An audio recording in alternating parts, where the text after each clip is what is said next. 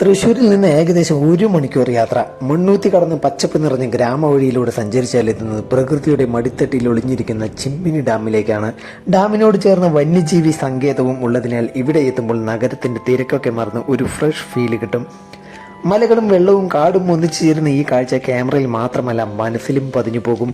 ഒരു സ്ഥലത്തിന്റെ ഭംഗി അളക്കുന്നത് അതിന്റെ വലിപ്പം കൊണ്ടല്ല, അത് നമ്മൾക്ക് തരുന്ന അനുഭവം കൊണ്ടാണ്. ഇന്ന് നമ്മൾ എത്തിയിരിക്കുന്നത് തൃശ്ശൂരിന്റെ അഭിമാനങ്ങളിലൊന്നായ ചിമ്മിനി ഡാമിലേക്കാണ്.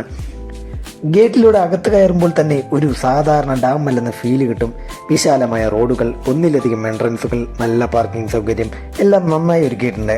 കാർ പാർക്ക് ചെയ്ത് മുന്നോട്ട് നടന്നപ്പോൾ കണ്ണിൽ പതിഞ്ഞത് മലകളും അതിനിടയിൽ പരന്നു കിടക്കുന്ന ഡാമിലെ വെള്ളവും. സത്യത്തിൽ ഞാൻ കണ്ടിട്ടുള്ള ഡാമുകളിൽ വലിപ്പം കൊണ്ട് മുൻപന്തിയിൽ നിൽക്കുന്ന സ്ഥലങ്ങളിലൊന്നാണിത്. ഇവിടെ പ്രകൃതി മാത്രം കാണാനല്ല ആളുകൾ വരുന്നത്, കുടുംബത്തോടൊപ്പം ഒരു ദിവസം സന്തോഷത്തോടെ ചിലവഴിക്കാനുമാണ്. കുട്ടികൾ കളിക്കുന്ന കാഴ്ചകൾ, ചിരികൾ, ആ ചെറിയ ചട്ടി ബോട്ടുകൾ യാത്ര ചെയ്യുന്ന ഫാമിലികൾ, ഇതൊക്കെ കണ്ടാൽ ഇവിടം ജീവൻ നിറഞ്ഞതാണെന്ന് തോന്നും. ഇതിനിടയിലാണ് ഇവിടുത്തെ ഒരു ഗൈഡ് ഞങ്ങളോട് പറഞ്ഞ ഒരു കൗതുകകരമായ കാര്യം.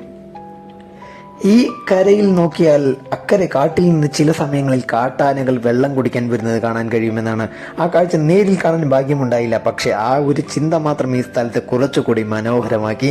സമയം കുറവായതുകൊണ്ട് ചിമ്മിനി ഡാമിന്റെ എല്ലാ ഭാഗങ്ങളും കാണാൻ ഞങ്ങൾക്ക് കഴിഞ്ഞില്ല. കുറച്ച് വേഗത്തിൽ നിന്ന് തിരികെ ഇറങ്ങേണ്ടി വന്നു.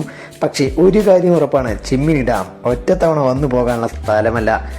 സമയമെടുത്ത് കുടുംബത്തോടൊപ്പം പ്രകൃതി ആസ്വദിച്ച് ഒരു ദിവസം മുഴുവൻ ചെലവഴിക്കേണ്ട ഒരു ഡെസ്റ്റിനേഷനാണ്. എല്ലാ യാത്രകളും സന്തോഷം തേടിയുള്ളതല്ല.